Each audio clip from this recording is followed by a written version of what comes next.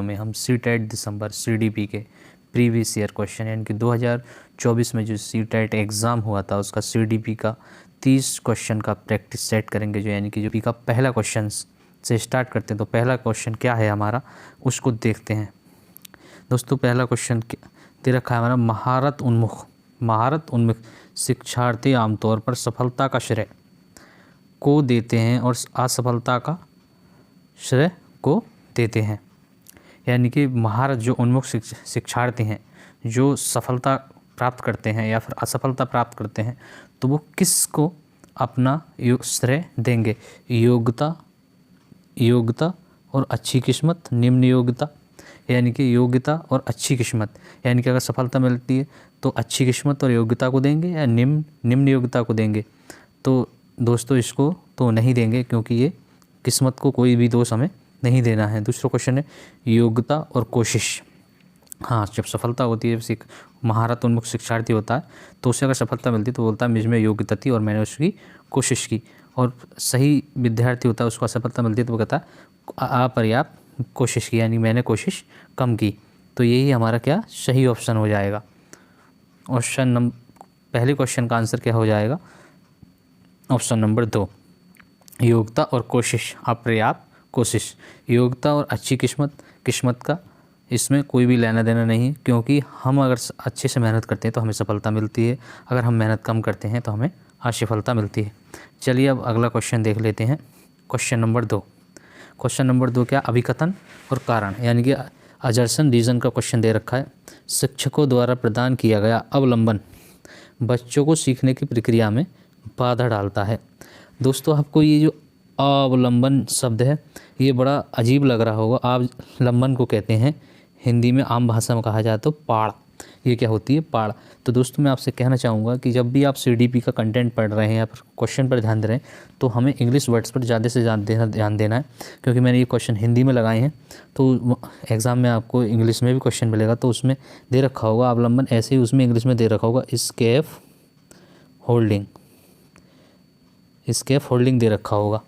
तो आप समझ जाना कि अवलंबन यानी कि पाड़ को स्कैफ होल्डिंग इंग्लिश में कहते हैं, या स्कैफ होल्डिंग को अवलंबन हिंदी में कहते हैं। क्या दिया? बाधा डालता है। तो वाइगोत्स्की ने तो पाड़ के लिए प्रोत्साहित किया है, कहा है कि आप शिक्षक को पाड़ देनी चाहिए, यानी कि एक स्कैफ होल्डिंग देनी चाहिए, अस्थायी स्कैफ होल्डिंग देनी चाहिए। ये लेव वाइगोत्स्की ने बात कही है। तो ये हमारा अभिकथन क्या है?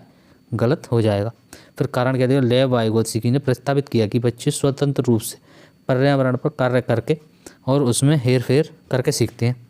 नहीं, वाइगोत्स्की ने तो ये बात कही बच्चे सामाजिक अंत्यक्रिया से सीखते हैं, यानी कि संस्कृत इनका सिद्धांत। वाइगोत्स्की का सिद्धांत क्या था? वाइगोत्स्की का सिद्धांत सामाजिक सांस्कृतिक सिद्धांत, बच्चे पर्यावरण और समाज में रहकर सीखते हैं। तो ये दोनों बातें क्या गलत हो जाएंगी? ए और दोनों सही है। ए की आर सही व्याख्या करता है, ये बात गलत हो जाएगी। ए आर दोनों सही है लेकिन ए आर की व्याख्या नहीं करता, ये भी गलत हो जाएगी। ए सही, ये तो गलत है, आर गलत, ये तो बात सही है लेकिन ये गलत है, तो ये ऑप्शन भी गलत हो जाएगा। ए आर दोनों गलत है, तो ये हमारा ऑप्शन जो है सही हो जाएगा। क्वेश्चन 2 का ऑप्शन नंबर 4 हमारा सही हो जाएगा। अब दोस्तों हम क्वेश्चन नंबर 3 देखते हैं। क्वेश्चन नंबर भी अभिकथन और कारण का है। क्वेश्चन नंबर 3 अब हम देखते हैं। शिक्षकों को छात्रों से दूरी बनाकर रखनी चाहिए और अधिगम की प्राथमिक जिम्मेदारी उन्हीं पर डालनी चाहिए। नहीं, शिक्षकों पर को दूरी नहीं बनानी है, शिक्षकों को बच्चों के पास जाना है, उन्हें पाड़ देनी है। जो वाइगोत्स्की ने कहा, उन्हें एक फैसिलिटेटर का काम करना है, क्योंकि बच्चों को संकेत देने हैं। उसके अधिगम की प्रक्रिया की जिम्मेदारी बच्चों पर नहीं डालनी है, उस जिम्मेदारी को उनकी सहायता करके उन्हें अधिगम सिखाना है। तो ये बात क्या हो जाएगी? गलत हो जाएगी। कारण अधिगम एक लोकतांत्रिक वातावरण के बजाय एक अधिकारवादी वातावरण में प्रभावी ढंग से होता है। नहीं, ये बात भी क्या हो जाएगी? गलत हो जाएगी। अधिगम एक लोकतांत्रिक वातावरण के बजाय एक अधिकारवादी वातावरण में प्रभावी ढंग से होता है, ऐसा नहीं है। एक अधिकारवादी स्वतंत्र लोकतांत्रिक वातावरण में अधिगम सही होता है। तो ये बात क्या हो जाएगी? तो ऑप्शन नंबर ए आर दोनों सही हैं, ये बात बिल्कुल गलत होगी। ए आर दोनों सही हैं लेकिन ए आर की व्याख्या नहीं करता, ये ऑप्शन भी हमारा क्या हो जाएगा? गलत हो जाएगा। फिर हमारा क्या दे रखा है? ए सही लेकिन आर गलत, तो ये ऑप्शन भी हमारा गलत हो जाएगा। ए और आर दोनों गलत। तो हमने पढ़ा था क्या?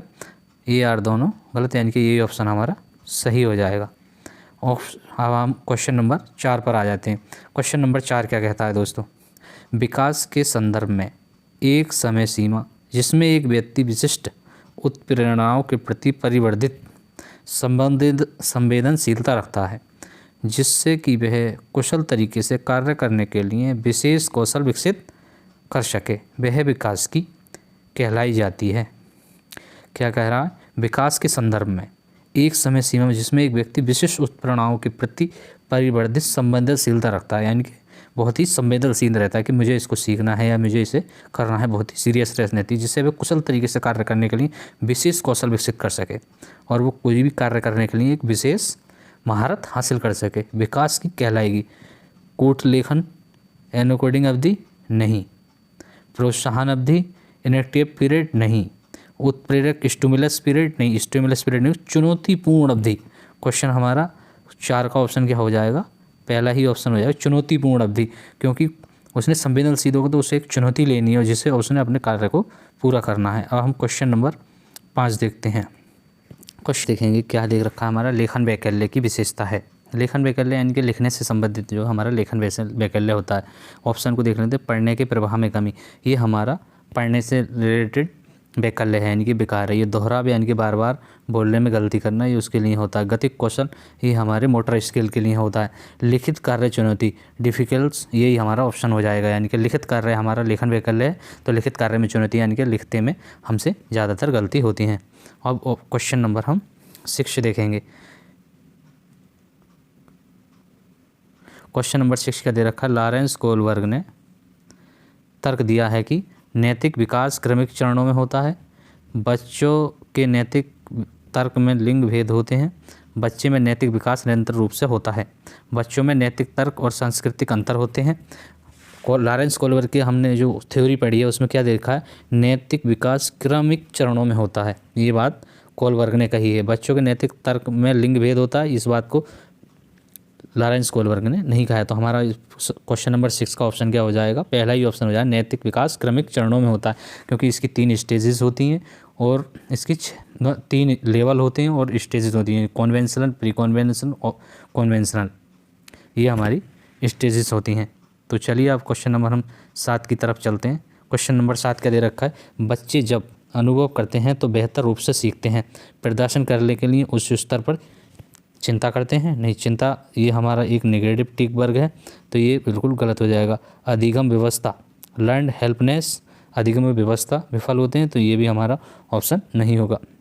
गतिविधि के दौरान निम्न स्तर की सतर्कता, यानी कि जब गतिविधि होती हैं तो वो बहुत ही लूजनेस फील करते हैं और निम्न स्तर यानी कि कुछ भी सतर्कता नहीं बरतते हैं, तो ये भी ऑप्शन हमारा है क्या, गलत हो जाएगा। सीखने के माध्यम से मध्य स्तर का उत्साह होता है, बच्चे में उत्साह प्रोत्साहन होता है। Moderate level of excitement to learn, तो हमारा इस क्वेश्चन नंबर 7 का ऑप्शन 4 हो जाएगा। चलिए अब हम क्वेश्चन नंबर 8 देखते हैं। निम्नलिखित में से कौन सा कथन विकास के समीप दूर अभिमुख सिद्धांत के प्रतिनिधित्व करता है। क्या सिद्धांत करता है, बच्चों में खड़े होने से पहले बैठने की क्षमता का विकास होता है। हाँ, ये बात तो सही है। विकास बहुदिशात्मक और बहुआयामी होता है, नहीं। अलग अलग संस्कृतियों में रहने वाले हमशक्ल जुड़वा अलग अलग दरों से विकसित होते हैं। हमशक्ल अलग अलग जड़ों से विकसित होते हैं, नहीं, ये क्वेश्चन से रिलेटेड कोई भी आंसर नहीं। क्वेश्चन नंबर 1 उसमें क्या दिया, समीप दूर अभिमुख सिद्धांत का प्रतिनिधित्व करता है, तो ये बात तो सही है। विकास में बैठने से पहले सही होते हैं, ये तो बात सही है।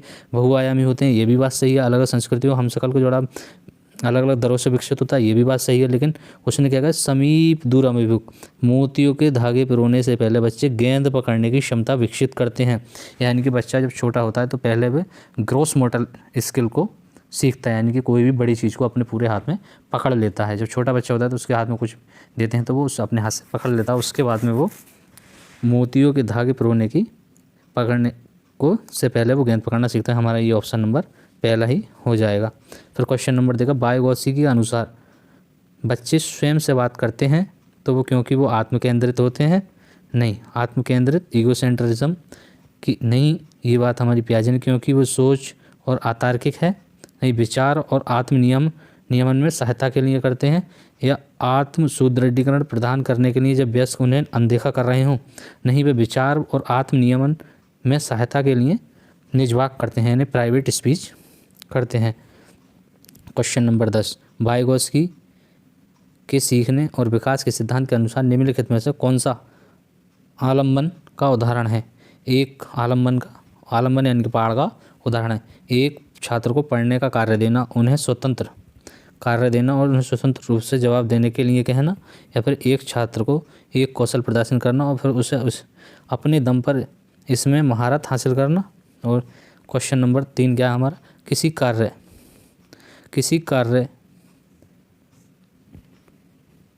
किसी कार्य के छोटे चरणों में तोड़ना और आवश्यकता अनुसार सहायता प्रदान करना। तो वाइगोत्स्की ने क्या बात कही थी? कार्य को छोटे छोटे चरणों में तोड़ना और उसे अगर उसे आवश्यकता पड़ती हो, आवश्यकता अनुसार हमें सहायता प्रदान करनी है। तो हमारा ऑप्शन क्या हो जाएगा? 3 हो जाएगा। क्वेश्चन नंबर 10 का ऑप्शन 3 हो जाएगा। निम्नलिखित में से कौन सा बाहरी अभिप्रेरणा का सही वर्णन करता है? बाहरी अभिप्रेरणा का सही वर्णन करता है। अभिप्रेरणा जो कार्य के लिए व्यक्तिगत आनंद से आती है, तो ये तो इंटरनल हो गई, यानी कि व्यक्ति के अंदर शरीर से ही अभिप्रेरणा जो हो रही है उसे आंतरिक अभिप्रेरणा भी कहते हैं। अभिप्रेरणा जो आंतरिक कारकों से आती है, यानी कि बॉडी के अंदर से ही आती है। एक तरह से जुनून पैदा हो कि मुझे इस बार सीटेट का एग्ज़ाम यानी कि पास करना है, तो इसे आंतरिक अभिप्रेरणा कहते हैं। ये भी नहीं होगी। अभिप्रेरणा जो वातावरणीय परिणामों से आती है, वातावरणीय यानी कि जो बाहर का परिणाम है, जो हमारे दोस्त यार वो कहते हैं इस बार तो सीटेट एग्ज़ाम कर लेगा, ये बाहरी अभिप्रेरणा होती है। तो यही हमारा ऑप्शन क्या है? सही हो जाएगा। क्वेश्चन नंबर 12, बच्चे उस सामाजिक संस्कृति के संदर्भ में बहुत प्रभावित होते हैं जिसमें वे बड़े होते हैं। ये बात तो सही है, उससे प्रभावित होते हैं जिसमें वे बड़े होते हैं। ये ऑप्शन नंबर 1 में दे रखा है। इस संसार में खाली स्लेट या कोरी पट्टी के रूप में आते हैं। नहीं, खाली स्लेट या कोरी पट्टी के रूप में नहीं आते हैं। अनियंत्रित पैदा होते हैं और उन्हें सामाजिक होने की आवश्यकता होती है। इस दुनिया में आनुवंशिक कोड के साथ आते हैं, उनकी नीति तय करते हैं। नहीं, ये बात भी नहीं। बच्चे उस सामाजिक संदर्भ से बहुत प्रभावित होते हैं जिसमें वे बड़े होते हैं। ये बात सही है। तो ऑप्शन नंबर क्या है हमारा? 1 हो जाएगा। क्वेश्चन नंबर 12 का अभिकथन अध्ययन का क्वेश्चन आ गया। क्वेश्चन नंबर 13, 5-6 वर्ष से कम उम्र के बच्चों को ठीक से और रेखाओं के भीतर लिखने के लिए दबाव डालना नहीं चाहिए। क्या कह रहा है? दबाव डालना नहीं चाहिए। ये बात तो सही है। 5 से 6 साल की उम्र के बच्चों के बीच में, लाइन के बीच में जहाँ भी लिखना चाहते हैं वो लिख सकते हैं, उसका जवाब जो नहीं डालना चाहिए। तो ये बात तो सही हो जाएगी। बच्चे 5-6 साल के बाद गतिक कौशल एक बेहतर निरंतर प्राप्त करते हैं, यानी 5 से 6 साल की उम्र के बाद बच्चे गतिक कौशल यानी कि फाइन मोटर स्किल को बेहतर नियंत्रण प्राप्त कर लेते हैं। क्या बेहतर नियंत्रण प्राप्त कर लेते हैं? तो ये बात भी क्या है? सही है। तो ए और आर दोनों सही हो जाएंगे। ए और आर दोनों सही हैं और ए आर की व्याख्या करता है। तो ये बात क्या है? बिल्कुल सही हो जाएगी। इसका क्वेश्चन नंबर 13 का ऑप्शन ए ही सही हो जाएगा। अब क्वेश्चन नंबर हम 14 देखते हैं। कोलबर्ग के नैतिक विकास के किस चरण में व्यक्ति का नैतिक व्यवहार मुख्य रूप से मानसिकता पर निर्भर करता है कि लोग मेरे बारे में क्या सोचते हैं? लोग मेरे बारे में क्या सोचते हैं? तो ये पूर्व पारंपरिक प्री कॉन्वेंशनल लेवल में 2 स्टेज होती हैं, यानी कि एक तो दंड ओबिडेंस और दूसरी आस्था वाली। इसमें होती है अच्छा लड़का अच्छी लड़की और सामाजिक वाली। उत्तर पारंपरिक में होता है समाज के परे जाना, यानी कि नियम और कानून को नहीं मानना। नियम कानून से बढ़कर आत्मसम्मान है। तो हमारा इसका ऑप्शन क्या हो जाएगा? पारंपरिक कॉन्वेंशनल स्टेज, कोलबर्ग का स्टेज हो जाएगा। और ये सेकंड लेवल और तीसरी स्टेज में इस बारे में बात कही कि लोग मेरे बारे में क्या कहेंगे, अच्छा लड़का अच्छी लड़की।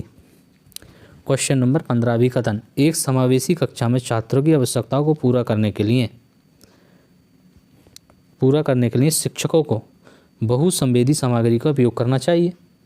एक समावेशी कक्षा है जिसमें सभी तरह के बच्चे बैठे हैं, बहुसंवेदी सामग्री का उपयोग करना चाहिए। ये बात तो सही है। समावेशी कक्षाओं को पाठ्यचर्या सामग्री के मानकीकरण के साथ साथ मूल्यांकन रणनीतियों के मानकीकरण को अपनाना चाहिए। क्या है? अब मानकीकरण स्टैंडर्डाइज, यानी कि स्टैंडर्डाइज हमें नहीं करना है, मानकीकरण नहीं होना चाहिए। तो ये हमारा आर गलत हो जाएगा। ए और आर दोनों सही हैं, नहीं ए आर की सही व्याख्या करता नहीं, ये गलत हो जाएगा ऑप्शन। ए और आर दोनों सही है लेकिन ए आर की व्याख्या नहीं करता, ये ऑप्शन भी हमारा गलत हो जाएगा। ए सही है लेकिन आर गलत है, ये बात हमारी सही हो जाएगी। तो क्वेश्चन नंबर 15 का ऑप्शन कितना हो जाएगा? 3 हो जाएगा। चलिए हम क्वेश्चन नंबर 16 देखते हैं। बच्चे अक्सर अपने आसपास की घटनाओं की अपनी व्याख्या लेकर आते हैं। बारिश क्यों होती है? यह पूछे जाने पे सिया कहती है, भगवान अपने कंधों पर पानी की बाल्टी ढोकर थक चुके होते हैं। ऐसे में ऐसी व्याख्या साबित करती है कि बच्चों की सोच वयस्कों की तुलना में मात्रात्मक बहुत कम होती है। नहीं, मात्रात्मक कम नहीं होती है, अलग होती है। संकेत देती है कि बच्चों में अपने सांस्कृतिक परिवेश के अनुकूल सहज समझ होती है। उनके अपने परिवेश के जो है उस वयस्कों से अलग अपनी उसकी सहज समझ होती है। तो हमारा ऑप्शन नंबर 2 हो जाएगा। चित्रित करती है कि बच्चों का आत्मा के अंदर दृष्टिकोण नहीं। स्पष्ट करती है कि बच्चों के तर्क करने का सक्षम नहीं है, ये भी बात गलत है, सक्षम होते हैं बच्चे तर्क करने में। अब क्वेश्चन नंबर 17, पियाजे ने संज्ञानात्मक विकास का किस प्रकार वर्णन किया? 4 गुणात्मक रूप से भिन्न चरण में, 4 क्वालिटेटिवली डिफरेंट स्टेजेस, 3 प्रगतिशील स्तर होते हैं। ये तो बात हमारे कोलबर्ग के यहाँ की गई थी कि 3 लेवल होते हैं, उसकी 6 स्टेज होती हैं। एक सतत निरंतरता के रूप में, एक कंटिन्यूस प्रोसेस हमने फिजिकल डेवलपमेंट में पढ़ा। 4 अतिव्यापी संस्कृति व्यवस्थीकरण ओवरलैपिंग होती हैं, ऐसा भी नहीं होता। तो 4 गुणात्मक, क्वेश्चन नंबर 17 का ऑप्शन पहला ही हो जाएगा। अब क्वेश्चन नंबर 18 आता है। क्वेश्चन नंबर 18, अभिकथन और कारण। शिक्षिका को अपनी कक्षा में लड़कों को खेलों में भाग लेने के लिए प्रोत्साहित करना चाहिए व लड़कियों को कला अलंकरण कार्य देने चाहिए। खेलों में भाग लेना चाहिए, कला अलंकरण कारण देने चाहिए। नहीं, ऐसी बात तो नहीं होनी चाहिए। जब लड़कों को वो खेलों के लिए भाग लेने के लिए कह रही है और प्रोत्साहित कर रही है तो वो लड़कियों को भी करे, उनको अलग क्यों कर रही है? तो ये जेंडर वाइज कर रही है, यानी कि लड़कों को खेल खेलने चाहिए और लड़कियों को कला अलंकरण करना चाहिए। जेंडर वाइज कर रही है, यानी कि दोनों में भेद कर रही है। बच्चे मुख्य रूप से अंतर्निहित जैविक विभिन्नताओं का जेंडर भूमिका ग्रहण करते हैं। क्या क्या? बच्चे मुख्य रूप से अंतर्निहित जैविक भिन्नताओं के कारण जेंडर भूमिकाएं ग्रहण करते हैं। हाँ, ये बात क्या हो जाएगी हमारी? ये भी गलत हो जाएगी। जैविक जो भिन्नताएं उनके कारण जेंडर भूमिकाएं अलग अलग कर दी जाती हैं, लेकिन ऐसा नहीं करना चाहिए। तो हमारा ए और आर जो है वो दोनों ही गलत हो जाएंगे। ए आर दोनों गलत सही हैं। ए आर की सही व्याख्या करता नहीं, ये बात गलत हो जाएगी। ए और आर सही है लेकिन ए आर की सही व्याख्या नहीं करता, ये भी ऑप्शन क्या गलत हो जाएगा? ए सही, ये भी हमारा सही नहीं होगा। ए और आर दोनों गलत हो जाएंगे, तो हमारा ऑप्शन नंबर 4 हो जाएगा। ऑप्शन नंबर 4 ही हमारा सही हो जाएगा। क्वेश्चन नंबर 19, शिक्षकों को ध्यान न्यूनता अतिक्रियता विकार ADHD से जूझ रहे छात्रों की आवश्यकताओं को ध्यान में रखते समय कार्य को छोटे, आसानी और प्रबंधनीय भागों में तोड़ना चाहिए। बचना चाहिए, तोड़ना चाहिए हाँ, नहीं, ऐसा से बचना चाहिए। तो तोड़ना तो चाहिए, बचना नहीं चाहिए। बहुसंवेदी सामग्री का उपयोग करना चाहिए, बिल्कुल करना चाहिए। विकर्षण और शोर करने से बचना चाहिए। ऑप्शन नंबर 3 का किस चीज़ से बचना चाहिए? तो ये हमारा ऑप्शन सही हो जाएगा। जो ऑप्शन हमारा गलत होगा वही हमारा सही हो जाएगा। पाठ्यक्रम सामग्री के निर्देशों को में लचीलापन होना चाहिए, हाँ बिल्कुल होना चाहिए। तो हमारे जो कह रहा है बचना चाहिए, यानी कि जो ऑप्शन हमारा गलत होगा वही सही हो जाएगा। क्वेश्चन नंबर 3 हमारा सही हो जाएगा। तो क्वेश्चन नंबर 20 आता है हमारा। क्या है क्वेश्चन नंबर 20? गति संवेदी शिक्षार्थी के माध्यम से सीखना पसंद करते हैं। गति संवेदी शिक्षार्थी जो हैं किसके माध्यम से सीखना पसंद करते हैं? गति संवेदी यानी कि चलने फिरने वाले छात्र जो गतिविधियाँ करते हों। तो सुनने में नहीं, ये तो गलत होगा। देखने में, लिसनिंग में, ये भी गलत होगा। ऑप्शन नंबर 4 है, वो भी देख लेंगे। करने और चलने फिरने में, डूइंग एंड मूविंग में जो पसंद करते हैं। तो ऑप्शन नंबर 20 का क्या हो जाएगा? अति संवेदी शिक्षार्थी करने और चलने फिरने में सीखते हैं। तो अब क्वेश्चन नंबर 21 देखेंगे। क्वेश्चन नंबर 21 क्या दे रखा है हमारा? विद्यालय में खेलने के समय ऋषभ 7 वर्ष ने गुड़िया उठाई, साथियों ने मजाक उड़ाया। एक शिक्षक जो लैंगिक लचीलापन विकसित करना चाहता है उसे क्या करना चाहिए? लैंगिक लचीलापन जो है उसको विकसित करना चाहता है तो उसे क्या करना चाहिए? ऋषभ को गुड़िया के साथ खेलने देना चाहिए और दूसरे बच्चों को कहना चाहिए कि वे भी अपनी पसंद का कोई खिलौना ले लें। ये बात तो सही है, ये लचीलापन हो जाएगा। ऋषभ को गुड़िया दे दी और दूसरे बच्चों से कहा कि आपको जो पसंद है अब वो खिलौने ले लीजिए और आप खेलना शुरू कर दीजिए। बिना कुछ कहे गुड़िया को हटा देना चाहिए और ऋषभ को कार दे देनी चाहिए। ये तो जेंडर वाइज हो जाएगा। ये क्वेश्चन क्या हमारा गलत हो जाएगा। ऋषभ से बात करनी चाहिए कि गुड़िया लड़कियों के लिए उपयुक्त नहीं। ऐसा नहीं कि गुड़िया से लड़की ही खेलेंगे, लड़के भी खेल सकते हैं। इसमें कोई जेंडर वाइज नहीं होना चाहिए। ऋषभ कहना चाहिए कि वह किसी खिलौने के साथ खेले क्योंकि दोस्तों को मंजूर नहीं। ये बात भी क्या है? गलत हो जाएगी। तो हमारा ऑप्शन नंबर पहला ही सही हो जाएगा। अब हम देखते हैं क्वेश्चन नंबर 22। क्वेश्चन नंबर 22 का जीन पियाजे के अनुसार विकास के पूर्व संक्रियात्मक चरण में बच्चे मूर्त घटनाओं के बारे में तार्किक रूप से तर्क करते हैं। काल्पनिक परिदृश्यों मूर्त घटनाओं के बारे में तार्किक रूप से तर्क करते हैं। तो ये तो मूर्त संक्रियात कॉन्क्रीट ऑपरेशनल स्टेज जो थर्ड स्टेज है उसमें करते हैं। इसने पूछा पूर्व संक्रियात्मक अवस्था, यानी कि पूर्व संक्रियात्मक अवस्था में नहीं करते हैं। ये काल्पनिक परिदृश्यों से जुड़ी समस्याओं को हल कर सकते हैं। ये हमारा जो चौथी स्टेज है फॉर्मल स्टेज, उसमें काल्पनिक दृश्यों की समस्याओं को हल करते हैं। अपरिवर्तनीय सोच को दिखाते हैं। क्या कहा? अपरिवर्तनीय सोच को दिखाते हैं, यानी कि पूर्व संक्रियात्मक अवस्था जो इनमें इरिवर्सिबिलिटी थिंकिंग होती है।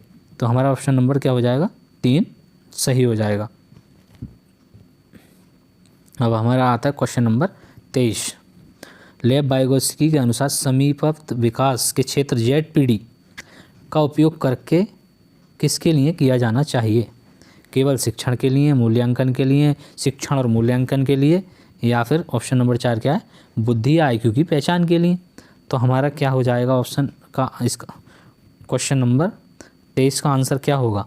केवल शिक्षण के लिए नहीं, ZPD का उपयोग ZPD जॉन प्रोमोटेशन डेवलपमेंट के लिए, केवल मूल्यांकन के लिए नहीं, शिक्षण और मूल्यांकन दोनों के लिए जो होगा लेव वाइगोत्स्की समीप ZPD का उपयोग किया जाएगा। तो ऑप्शन नंबर 3 क्या है? हमारा आंसर हो जाएगा। अब क्वेश्चन नंबर 24 देखते हैं दोस्तों। निम्नलिखित में से कौन सी एक रचनावादी कक्षा की विशेषता है? यानी कि रचनावादी कंस्ट्रक्टिविज्म कक्षा की विशेषता है। शिक्षा ज्ञान मात्र स्रोत है? नहीं, शिक्षक के ज्ञान मात्र स्रोत नहीं है। शिक्षक तो फैसिलिटेटर है, दोस्त है, मोर नॉलेजेबल है, MKO है, ZPD है। छात्र जानकारी के निष्क्रिय प्राप्त करता है? नहीं, ये बात भी गलत है। निष्क्रिय प्राप्त करने एक्टिव लर्नर्स हैं। सीखना रटने पर आधारित है? नहीं, सीखना रटने पर आधारित नहीं है, लर्निंग बाय डूइंग पर आधारित है। सीखना लर्निंग बाय डूइंग पर आधारित है। क्वेश्चन नंबर ऑप्शन नंबर 4 छात्रों को प्रश्न पूछने और संवाद में शामिल होने के लिए प्रोत्साहित किया जाता है। क्वेश्चन नंबर 24 का आंसर जो है 4 हो जाएगा। छात्रों को प्रश्न पूछने और संवाद में शामिल होने के लिए प्रोत्साहित किया जाता है। ये एक रचनात्मक कक्षा की पहचान है या फिर विशेषता है। अब क्वेश्चन नंबर 25 आता है। एक शिक्षिका अपने छात्रों के बीच आलोचनात्मक सोच को बढ़ावा देना चाहती है।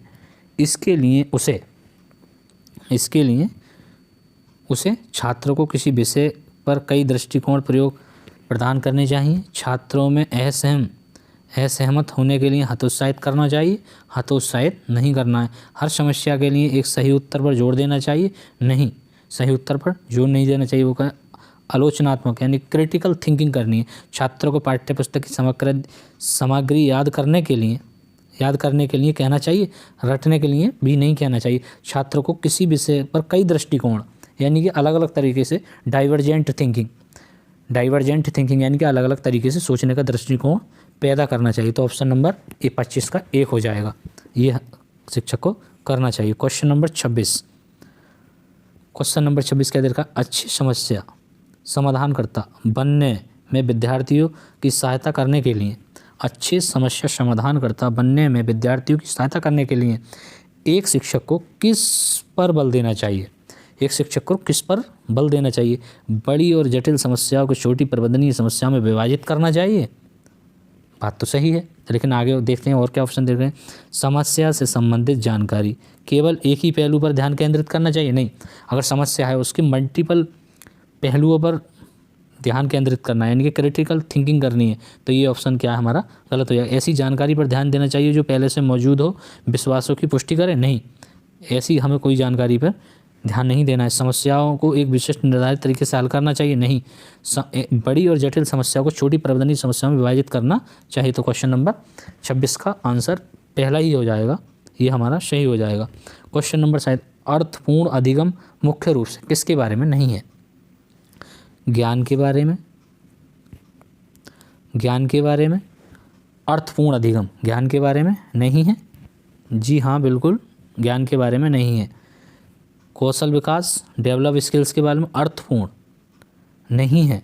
कौशल विकास तो अर्थपूर्ण होता है, लेकिन उसने पूछा नहीं है। अवधारणाओं को समझना, अवधारणाओं को समझना, अंडरस्टैंडिंग द कॉन्सेप्ट, कॉन्सेप्ट को समझना, अवधारणाओं को समझना, ये तो है, लेकिन जानकारी को रटना ये क्या है हमारा मेमोराइजिंग इन्फॉर्मेशन है। तो ऑप्शन नंबर 3 हमारा आंसर हो जाएगा क्वेश्चन नंबर 27 का, क्योंकि उसने कहा अर्थपूर्ण अधिगम का मुख्य रूप से किसके बारे में नहीं है, किसके बारे में नहीं है। तो ज्ञान का निर्माण है, तो मतलब ये अर्थपूर्ण अधिगम है। कौशल विकास है, अर्थपूर्ण अधिगम है। जानकारी से रटना, ये भी अर्थपूर्ण अधिगम नहीं है। क्वेश्चन नंबर 28, क्वेश्चन नंबर 28 क्या दे रखा है दोस्तों? सामाजिक संचार में चुनौतियाँ किसमें स्पष्ट होती हैं? सामाजिक संचार में चुनौतियाँ किसमें स्पष्ट होती हैं? अधिगमनात्मक विकलांगता, ध्यान न्यूनता, अक्रियशीलता विकार, मस्तिष्क पक्षघात यानी कि जिसका दिमाग थोड़ा डिसबैलेंस होता है, यानी ADHD क्या होता है हमारा? स्वालीन क्रम विकार होता है। ऑटिज्म स्पेक्ट्रम डिसऑर्डर, सामाजिक संचार चुनौतियों में क्या होता है हमारा? स्वालीन क्रम विकार होता है, जो ऑटिज्म स्पेक्ट्रम ऑर्डर होता है। इसके बारे में मैं आपको आगे एक कंटेंट की क्लास लेके आने वाला हूँ, जिसमें सभी विकारों के बारे में मैं आपको पढ़ाऊँगा, तो उसमें बहुत ही अच्छी तरीके से पूरा कॉन्सेप्ट को आप क्लियर कराऊंगा। क्वेश्चन नंबर 29, प्याजे की संवेदी चालक अवस्था, प्याजे की संवेदी चालक अवस्था 2 महत्वपूर्ण संज्ञानात्मक विकास मील के पत्थर हैं। वस्तु स्थायित्व और स्थित ऑब्जेक्ट परमानेंस एंड डिफरेड इमिशन, या प्रतिवर्ती चिंतन निगनात्मक, ये होता है कौन सी स्टेज में होता है? हमारी पूर्व संक्रियात्मक अवस्था। जीववाद परिवर्तन, ये भी हमारी क्या होता है? जीवन की सेकंड स्टेज में होता है। वर्गीकरण और क्रमबद्ध में कौन सी वाली में? थर्ड स्टेज में होता है। तो हमारा ऑप्शन नंबर वस्तु स्थायित्व, ऑब्जेक्ट परमानेंस और स्थगित अनुवरण ऑप्शन नंबर पहला ही हो जाएगा क्वेश्चन नंबर 29 का। दोस्तों अब क्वेश्चन नंबर हम लास्ट कर लेते हैं, ये लास्ट हमारा क्वेश्चन है, इसी के बाद में हमारी ये क्लास का अंत होने वाला है। हार्वर्ड गार्डनर के अनुसार एक वैज्ञानिक बुद्धि का प्रदर्शन करेगा जबकि एक मूर्तिकार में बुद्धि होगी। वैज्ञानिक बुद्धि जो होगी कैसी होगी? वो लॉजिकल थॉट करेगा, मैथमेटिकल सोचेगा, तो उसकी तार्किक गणितीय बुद्धि होगी। और जो मूर्तिकार है वो गति संवेदी होगा, काइनेस्थेटिस्ट बुद्धि होगी, उसकी गति संवेदी बुद्धि होगी। तो ऑप्शन नंबर 1 ही सही हो जाएगा। स्थानिक बुद्धि ये हमारे इंजीनियर वगैरह के दिमाग में होती है, गति संवेदी बुद्धि हमारे चित्रकार के दिमाग में, प्राकृतिकवादी बुद्धि ये हमारे किसान के दिमाग में होती है, स्पाइटियल बुद्धि ये इंजीनियर्स डॉक्टर्स वगैरह के दिमाग में होती है। तो हमारा तार्किक बुद्धि ऑप्शन नंबर 1 हो जाएगा क्वेश्चन नंबर 30 का आंसर। तो दोस्तों आज का ये वीडियो हमारा कंप्लीट हो गया। वीडियो अगर आपको पसंद आया हो, ये हमने जो कंटेंट दिया है वो आपको अगर पसंद आया तो वीडियो को लाइक करना और चैनल को सब्सक्राइब कर लेना, क्योंकि इसी तरह से फेब 2026 की सीटेट एग्ज़ाम के लिए हम अपनी बेहतर से बेहतर क्लासें लेकर आते रहेंगे। तो अगली जो क्लास होगी हमारी वो मैथमेटिक्स